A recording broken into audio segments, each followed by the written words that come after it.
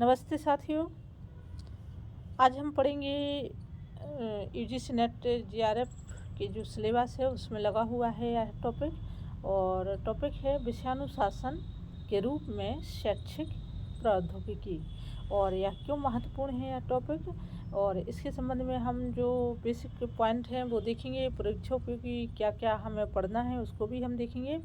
साथ में मैं आप लोगों से फिर से बार बार ये रिक्वेस्ट करती हूँ कि आप जो व्यूअर्स हैं वो अपने कमेंट ज़रूर वीडियो में दें, कि उसके माध्यम से हमें पता चलेगा कि हमें अपनी पढ़ाई की दिशा किस तरह से रखनी है। फ़िलहाल तो चैनल पर कोई ख़ास हम तय नहीं किए हैं कि जो भी हमें टॉपिक अच्छा लगता है या जो हमें महत्वपूर्ण परीक्षा उपयोगी लगता है उसको हम आप लोगों को देते हैं।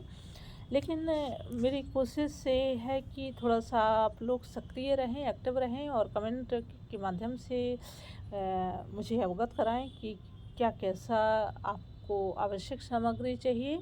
उस हिसाब से फिर आप लोगों को वीडियो देना शुरू कर दूं। चलिए तो हम देखते हैं, इसको समझते हैं कि क्या है शैक्षिक प्रौद्योगिकी और विषयानुशासन के रूप में। शैक्षिक प्रौद्योगिकी शिक्षण एवं प्रशिक्षण की आवश्यकता अनुसार आधुनिक कौशलों एवं तकनीकों के प्रयोग से जुड़ी है। क्या है? शिक्षा की आवश्यकता के अनुसार जो मॉडर्न स्किल है, टेक्निक है, उसके प्रयोग से उसको किस तरह से हमें शिक्षा में उपयोगी बनाना है, उपयोग में लाना है, इससे जुड़ा हुआ एक महत्वपूर्ण विषय है। यह अधिगम के संसाधनों के नियोजन एवं संगठन के लिए आधार प्रदान करता है तथा शिक्षण उद्देश्यों की प्राप्ति में सहायता करता है। इसमें हम देखते हैं कि शैक्षिक प्रौद्योगिकी या तकनीकी की संकल्पना क्या है। कॉन्सेप्ट ऑफ एजुकेशनल टेक्नोलॉजी, क्या इसके संबंध में यहाँ पर दिया गया है, थोड़ा सा हम इसे पढ़ लेते हैं। तो इसके संबंध में है जो बेसिक आधार है या अर्थ है वो समझ आ जाएगा। शिक्षा समाजशास्त्र, शिक्षा मनोविज्ञान, शैक्षिक मापन तथा मूल्यांकन की भांति शैक्षिक तकनीकी भी एक नवीन क्षेत्र है। इसे अधिगम प्रौद्योगिकी भी कहा जाता है। शैक्षिक प्रौद्योगिकी के अंतर्गत मानवीय क्षमताओं के विकास हेतु नई तकनीकी प्रणालियों को शामिल किया जाता है। यह उचित तकनीकी प्रक्रियाओं, संसाधनों के सृजन, उपयोग तथा प्रबंधन के द्वारा शिक्षण प्रणाली है को सरल एवं सुगम बनाता है। इस प्रकार तकनीकी सीखने के साधनों की योजना और व्यवस्था के लिए आधार प्रस्तुत करते हुए शिक्षण के उद्देश्यों को प्राप्त करने में सहायता प्रदान करती है। इस विषय को बढ़ावा देने हेतु राष्ट्रीय शैक्षिक अनुसंधान तथा प्रशिक्षण परिषद, जिसे हम संक्षिप्त में NCERT कहते हैं।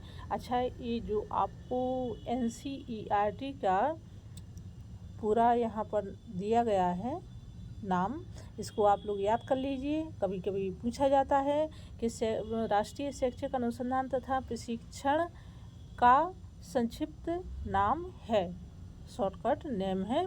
तो 4 विकल्प दिए रहते हैं, या फिर आप लोगों को NCERT और इसका पूरा नाम दिया रहता है तो वो आपको बताना होता है।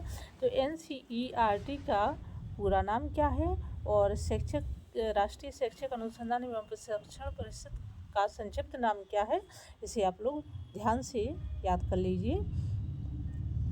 आगे हम देखते हैं, शैक्षिक तकनीकी का एक बड़ा विभाग खोला है। क्या है कि इस विषय को बढ़ावा देने के लिए NCERT ने शैक्षिक तकनीकी का एक विभाग खोला है, जिसमें श्रव्य दृश्य सहायक सामग्री जैसे ऑडियो विजुअल एड्स विभाग में को सम्मिलित कर दिया गया है। शैक्षिक तकनीकी का अर्थ एवं परिभाषाएं क्या है, तो इसको हम देख लेते हैं। अपनी पुस्तक द न्यू इंडस्ट्रियल स्टेट में J.K. गालब्रेथ ने प्रत्येक तकनीकी की दो प्रमुख विशेषताएं बताई हैं।